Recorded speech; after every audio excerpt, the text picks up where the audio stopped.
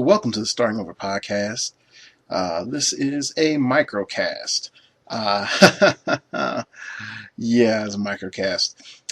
You should have just previously listened to episode 28 or 29. I don't quite know. Funny thing is, if I didn't do microcast, I'd probably be like episode 35 or 36 or something like that. Anyway, pretty much you might be wondering what's today's brief topic about, and it's called lab work. And no, I don't need your blood. Uh, Pretty much during this time of the season, in between sets, when you're really not getting prize support, but your venue's still playing games, it is a perfect time to check the meta. And in all honesty, check the meta, go out, have fun, play different things, experiment. And that's what I've been doing for pretty much the last 3 weeks. You may have sort of detected it in the podcast about me playing around with the meta. But it's allowed me to have serious conversations with my fellow Clixers in my local venues about what they see in the meta and where they see the meta going. Okay? And so with this, what I'm going to do is I'm going to present you in this show more about how to properly set up a lab tournament day or a at-home lab day. Okay, and to make it easier, because really, when it all comes down to it, you're most likely, and it's a lot easier for you to control a in-house lab day. So we're going to look at that first, and then we're going to progress on to testing something at a tournament.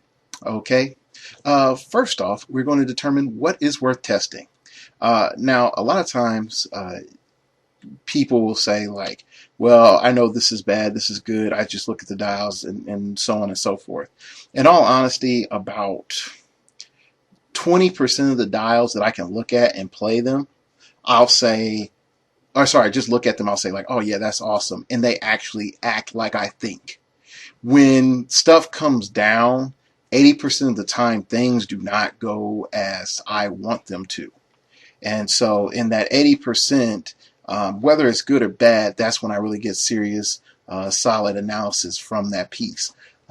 When you look at multiple figures, let's take like Dark Phoenix, for example. In testing and playing with her in a fun game, she did excellent. Low point game, she was a monster at 100 points. But when I came back and looked at her at a larger point game and played her in a tournament here recently, she did okay. She wasn't the grand hero she was before. It doesn't change the fact that her stats were good. It's just the scale. So first off, you need to decide what type of meta range do you want to test. Do you want to test something in the 300 range for your standard 300 point tournaments? Do you want to test something in that 400 to 800 range, which is a bigger games? Or do you want to play test those like colossal games, those 800 points and above, where the meta scale completely changes? Okay, decide what you're going to do. Then also, after you decide what point ranges you're going to test, decide how much time that you have to test. Best thing I can say is give yourself 4 hours. Getting off from work Friday, go in and play, a couple of games of HeroClix. Or what you can do is just say on your Saturday or your Sunday afternoon, evening, just go in, play a nice game, and just test things out. Okay? All right. Now, the other thing that you might be saying is, well, Dark Logos, I'm at home and I have all these pieces. How do I proceed to test? Well, first off, what you're going to do is you're going to mark off what powers that you want to test, okay, and to what degree. And then next you're going to make a decision. Are you going to do a serious, what I call like a serious game in which you play as normal, or are you going to play best of or worst of games? Now, as I said, before, pretty much it's self-explanatory. If you play a game as normal, you just go up and play. But if you go and look at a game where you play best of means everything that they do works. So you pretty much just set the game to auto hit. You don't even roll dice most of the time. You just set the game to auto hit unless they have super senses or impervious or shape change. Then you roll that. Then on the other end, you have worse stuff, which you assume that your figure is always hit. That your opponent is always going to be hitting that figure. That they never get super senses, they never get shape change, and they're always taking damage. Okay? Best of helps you really gauge your attackers. Worst of really helps you gauge your a little bit of your attackers and more so your tie-up pieces. Okay? And you might say, well, how's that case? When you go and look at your best of, you're able to see like, oh shoot, if this figure keeps hitting, he's going to keep cranking up damage, and this damage can be maximized this way. But if I push him too much, this is what happens, and I can see how he there's attrition, or I could say, oh look. Look, I see like, oh, this is the U part of his dial, the bottom part of the U. Okay, and at the end of the dial, I can tell when I'm getting on the top part of the U. Okay, so those are important things. When you look at worse stuff, you need to see like, man, did that figure took a lot of hits. It just kept taking hits and hits and hits and hits. Then you're able to gauge like, oh man, that's a good tank. That's a good tie-up piece. That's a really good distraction. That's a very good shock trooper. You're able to make some better determinations on how you're going to maximize that character. Now you might say, well, Dark Logos, you're just pretty much saying, characters with high attack, high damage, and then characters with moderate defense and long dials are just the best things for it. Not actuality. You need to know if you're going to use something as a tie-up piece or as an offensive figure. You need to sort of know what it can do. And so those games, the best of and worst of games, really go real quick.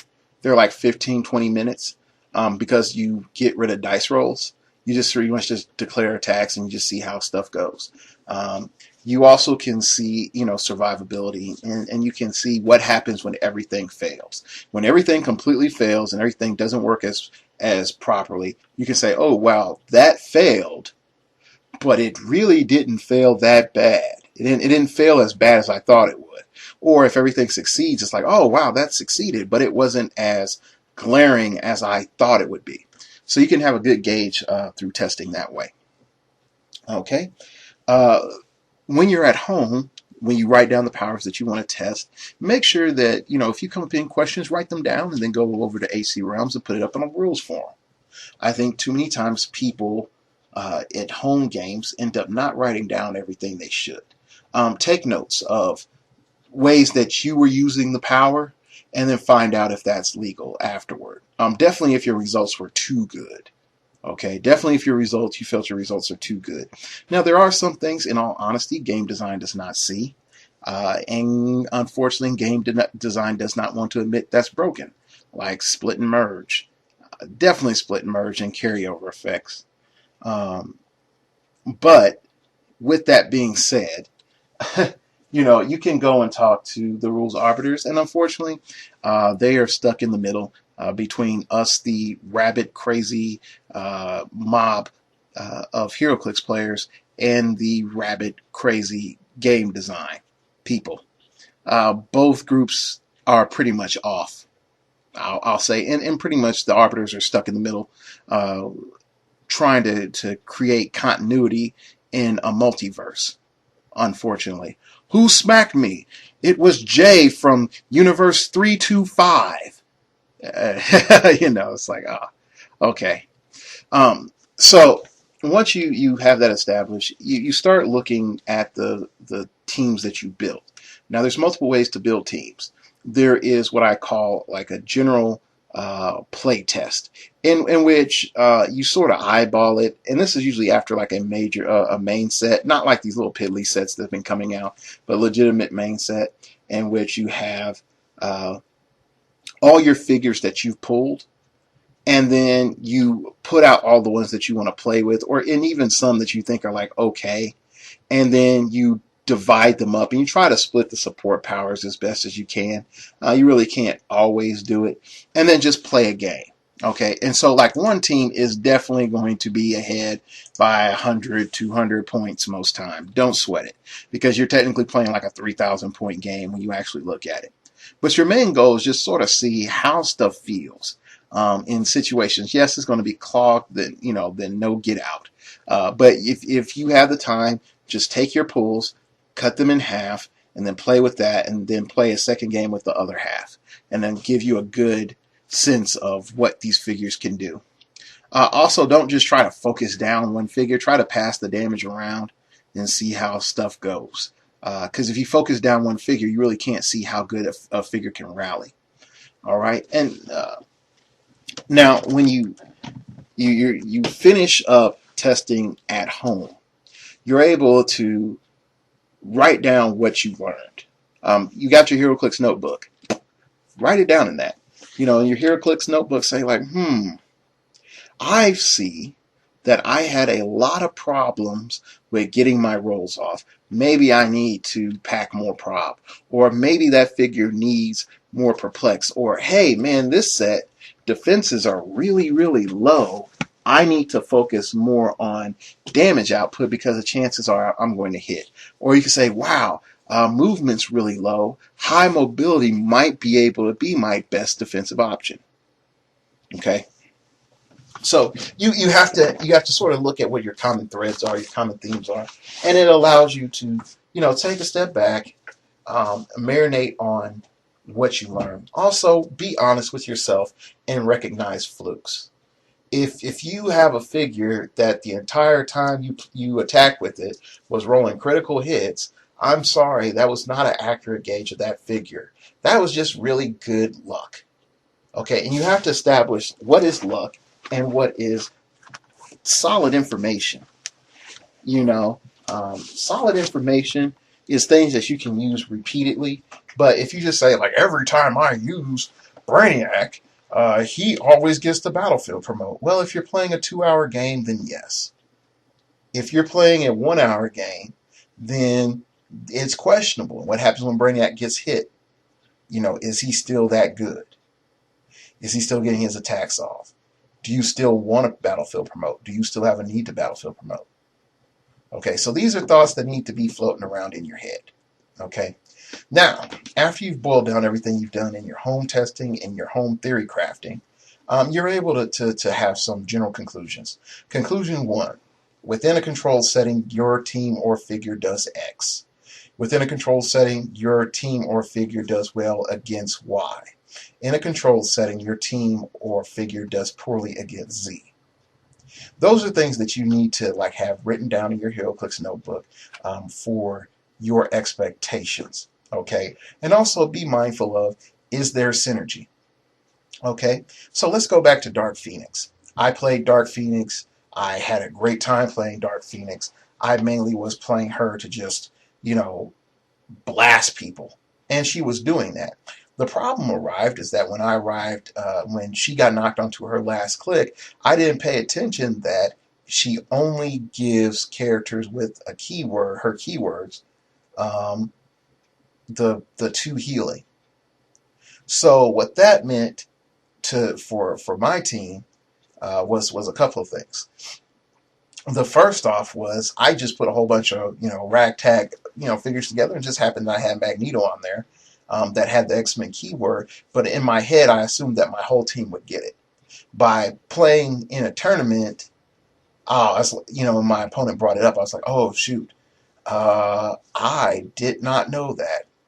So the tournament element allows your presuppositions to be revealed, and that is key. Okay. So when you're also going into a tournament element, make sure with your synergy of your team, if you're being honest with yourself and your team synergy, you have to admit what level of team synergy does it have.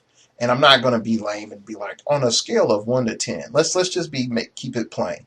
Does it have a high level of synergy in which every piece interacts with each other and they have a grand effect? Does it have a medium level of synergy in which a few pieces interact, but they achieve their own program? or does it have a low level of synergy in which pretty much every figure just does its own thing and is self-contained? Okay, none of those tactics are bad, okay, but you also will find most high level teams have a high level of synergy. Okay, if you take Black Adam and Harry Leland, Harry Leland stops and covers for the weaknesses of hypersonic speed that Black Adam has until he goes further down the gauntlet. When you look at the World Championship team, that pretty much Morgan Le Fay perplexes up Scarlet Witch's defense, and then Scarlet Witch perplexes up more her own defense or Morgan Le Fay's defense. And if they are both on hindering, pretty much Wasp has +1 defense from range plus hindering defense. And so, in some form or fashion, it's possible for just all of those figures from range or close combat to either have a +1 to a +3 to their defense. Okay, so that's a high level of synergy through stat manipulation. You need to know what you're doing. Okay? Now, the next thing that you need to look at in the tournament scene is good luck, bad luck, and what did I actually control, and what is the figure, what is me, what is the map, and what is my opponent. Okay, and then also in the last, what is my team? And you might think that's sort of reversed, but in all honesty, the team thing should have been handled before you even got to the venue. Okay. But when you start looking at the figure, you have to ask yourself, man, did that figure really perform as well as my home test? If so, then your home tests were accurate. It allowed you to be prepared for a tournament situation. If not, then you have to say, well, was it something that they brought, or was it something that I did?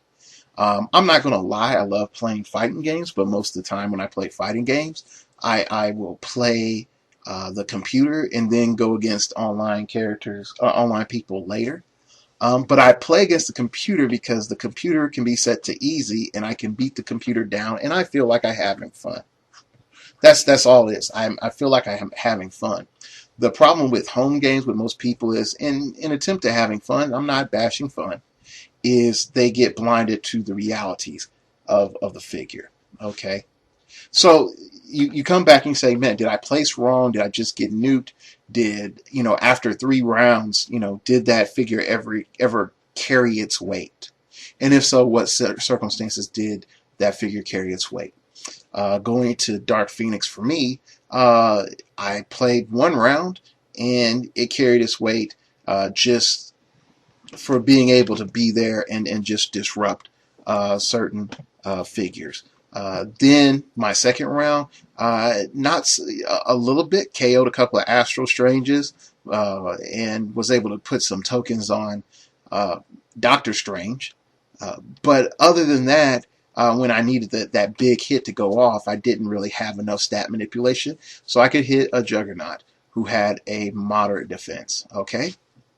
And then I could say in my final game that being able to do the pulse wave and running shot was helpful, but not being able to hit higher defenses once I'm off my top dial and not being able to do deep enough damage was a problem. And then also, even though Outwit is great and it helped me in multiple situations, that Outwit doesn't help you against a full gauntlet.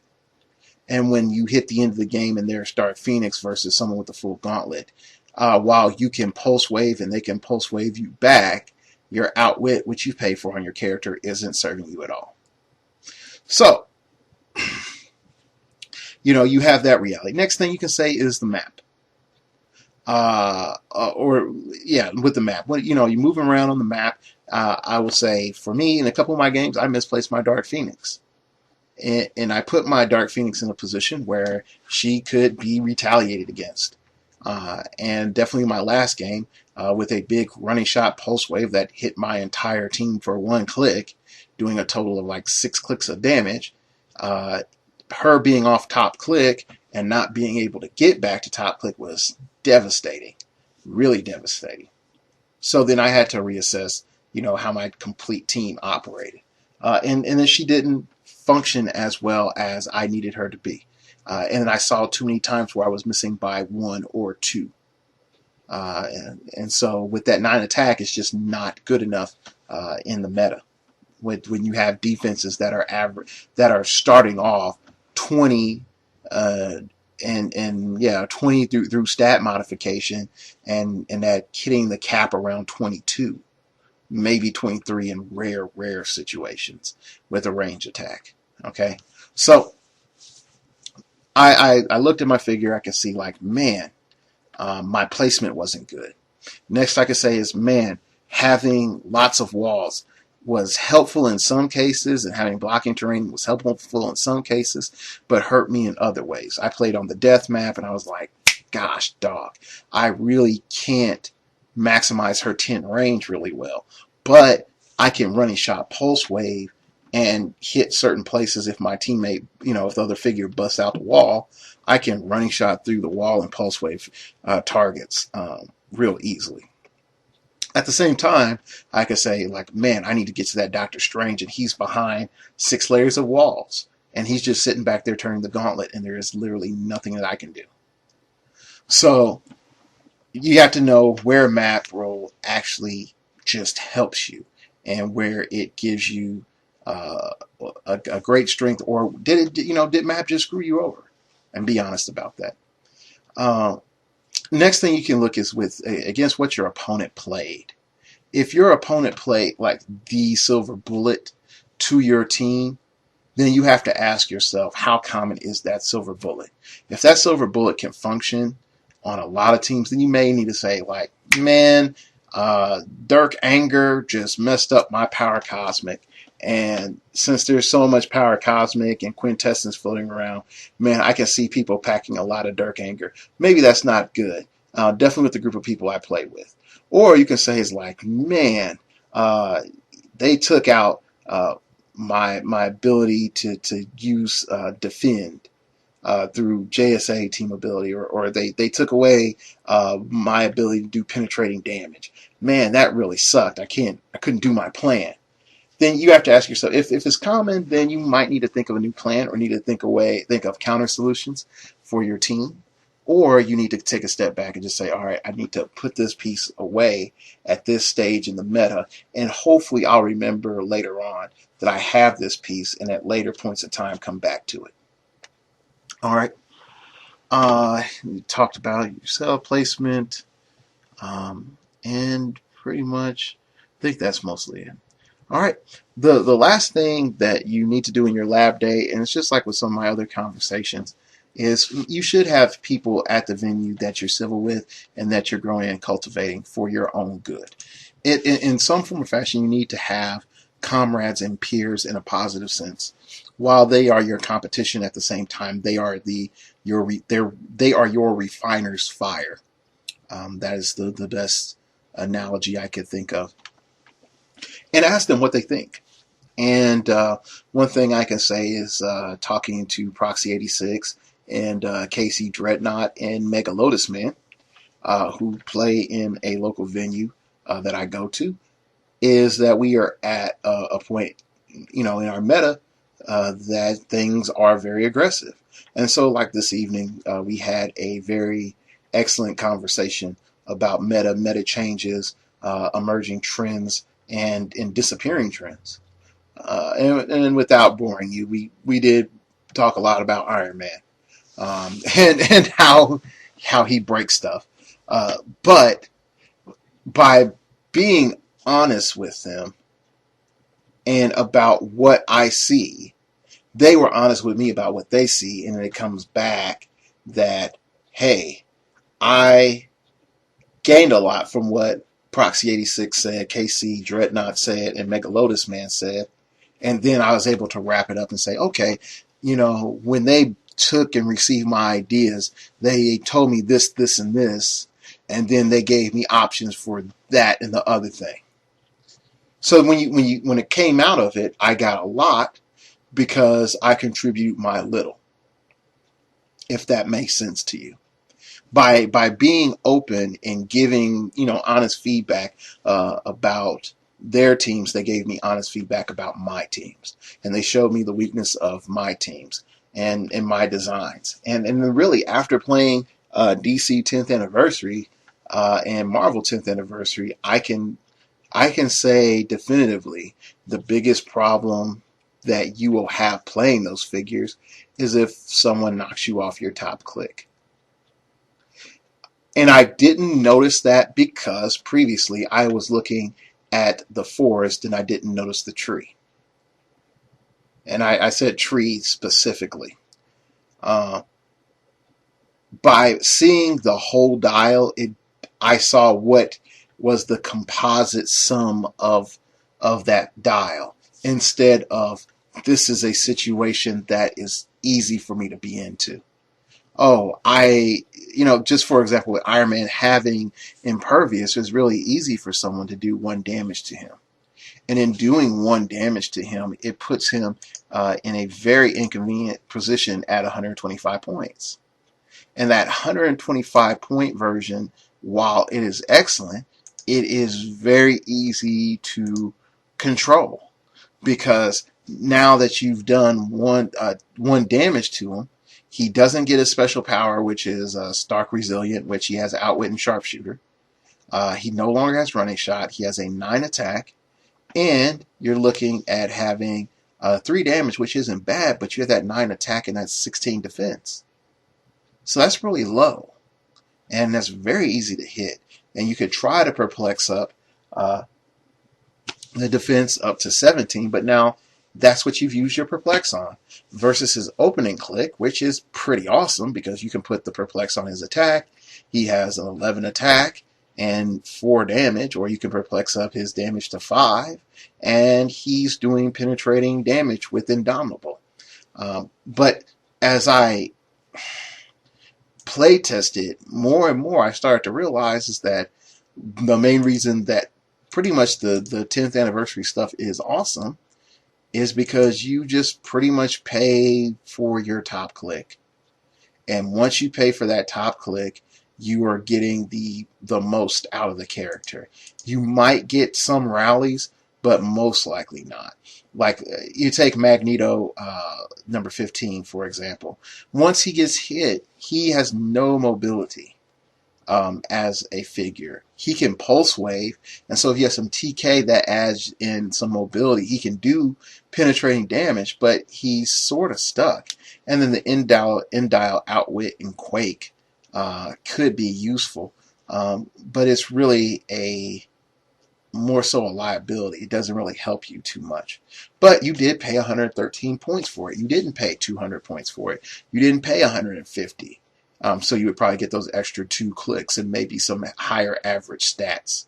You didn't get that. You pay dirt cheap. You get what you pay for.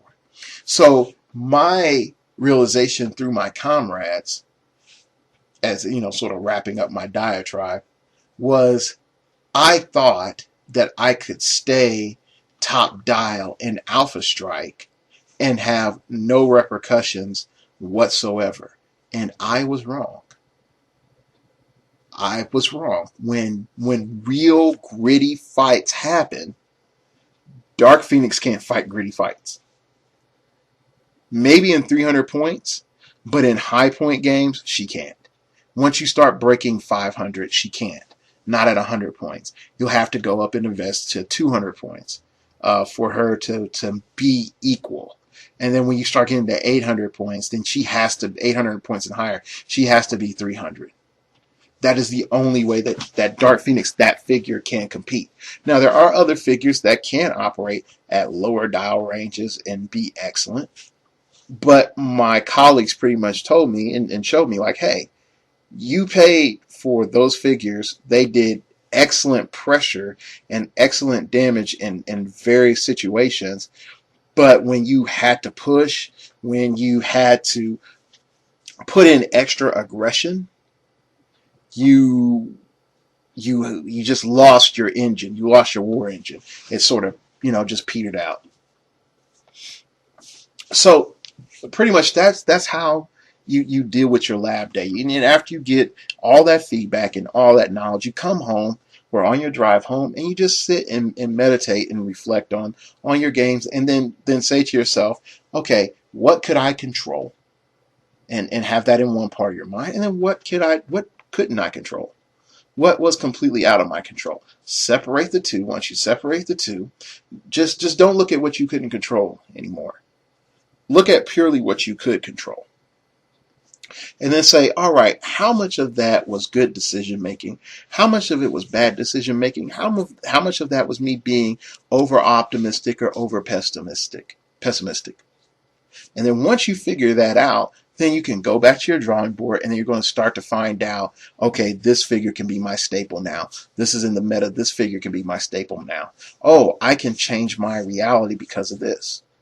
John Constantine has changed my meta reality. I thought tarot could substitute for a decent prop piece. If John Constantine is on the board, then she can have perplex. And then I come to realize, like, no, you still need to have a multiple perplexes. I mean, not multiple perplexes, multiple probability controls. You still need it. So if you do encounter John Constantine, you need to have a backup plan on top of that. But you need to have multiple props. And so by playing Constantine in another lap game, I saw how much I was able to control my opponent. But at the other end, I was seeing how much myself was limited by my rolling, and that I was hyper dependent on my big rolls having probability control than my follow-up attacks that would, seal the deal. And I saw games get lost because I couldn't get a second or third probability control. I couldn't use Reality Gem on my gauntlet. So just think about that. That's it for the microcast today. Hopefully, I've given you a lot of insight in how to progress in the meta. Hopefully, you're able to decide, how you're going to analyze new dial information, new figures that you get, and how you're going to address the challenges at your venue. And then after, how are you going to process everything from start to finish? If you could, tell me how you test your clicks. I would love to hear great feedback on that. And also, email me on any topic matters that you want me to talk on. And one other thing, I am actually thinking of a HeroClix training regimen. And so if you all have any things that you feel that should be in there, definitely email me at startingoverpodcast@gmail.com. That's startingoverpodcast@gmail.com. And let me know, because I really, really, really sort of notice that there's a need for that. Not learning powers. This would be like a step above learning rules and powers. It would be in, how to get used to different mechanics. So that's it. Hope you really enjoyed this microcast. And remember, we all have to start over sometime. Oh, and big ups to Jay and Rob. I think it's Jay and Rob. Yeah, Jay and Rob. At Push to Regen. And this podcast, in part, was is pretty much due to them coming up and pretty much having confidence in analysis of pretty much where the meta's at in the breakdown. And those guys really do put in lab work with $3 theme teams. It doesn't seem like it, but they really do put in lab work. So if you really want a good example of good lab work analysis, go listen to their $3 theme team segment on Push to Regen, and that will definitely give you like great insights. Okay, this time I'm really out of here. Thank you for listening, and don't forget to push. Hold up, wait, that's not my ending. Remember, we have to all start over sometimes.